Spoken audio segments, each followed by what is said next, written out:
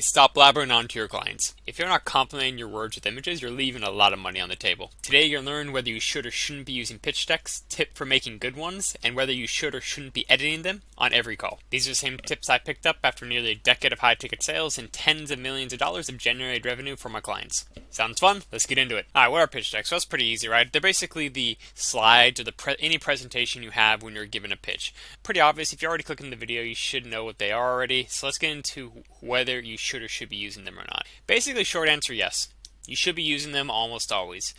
There's a lot of reasons for that. One of the main reasons being a lot of people are visual learners. A lot of people are audio learners, right? I pick up things more, more from listening. So for me, it actually really helps a ton having visual learners, but I'm not the only one, right? There's a huge part of the population. Most people are mixed, of course, so why not use it to your advantage? Why not hit both sides by both talking to people and having images that complement it, right? I mean, just bottom line, you're able to convey way more info, and you're able to convey many times more technical things, with graphs, numbers, things like this, or images a lot easier. It also has this strange effect which very few people talked about, and I don't know why, because it's a massive advantage of using pitch decks. We have been trained since children in school to sit down, listen to the presenter.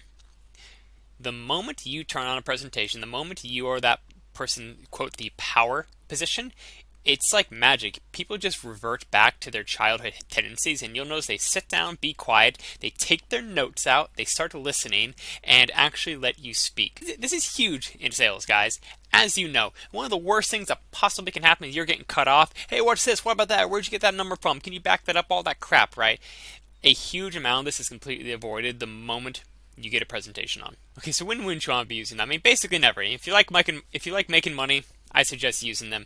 The real time you wouldn't want to be using them is anything that's really informal, like a networking event, a follow-up call, things like this. They already have had the information. It wouldn't be appropriate to put the pitch deck on. But in general, when you're actually pitching someone, you should be using a pitch deck. Hey guys, real quick, if you're getting value out of this and you do want to learn how to optimize your sales process, smash quotas, and all other sales-related stuff, please subscribe below. Okay, let's go over some very broad strokes tips for setting up a pitch deck. So first thing, very minimal text.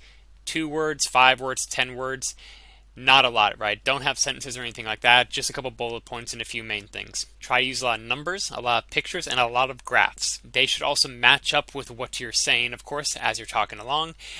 Also, keep the pitch deck short. You don't want to change them really quickly.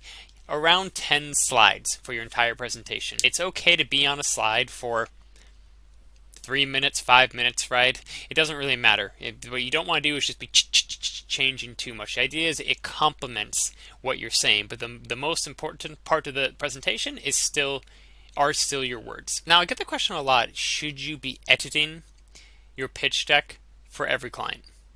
My personal opinion on this is it depends on what you're selling. For very high ticket items, when the value of every client, every meeting takes a ton of effort, and you're going to have to go quality over quantity, then it's definitely worth it to put in some time to edit things for every individual. If you're going for more volume, you got 2, 3, 4, 5 presentations a day, it's basically the same thing every time, probably not worth your time to edit it. But when in doubt, run the numbers yourself and test it out and see how it goes. Myself and my clients do conservatively see somewhere between a 20 to a 50% conversion bump when you do have a good pitch deck, so it's definitely worth putting your time to get this really honed in. So run some numbers before, do 10, 20 pitches before, 10, 20 pitches after, and see how they compare, and if it goes up as it should, keep going with it. That's it from me, guys. If you have any questions or anything else you want to see more on the channel, please drop a comment below, and that's it.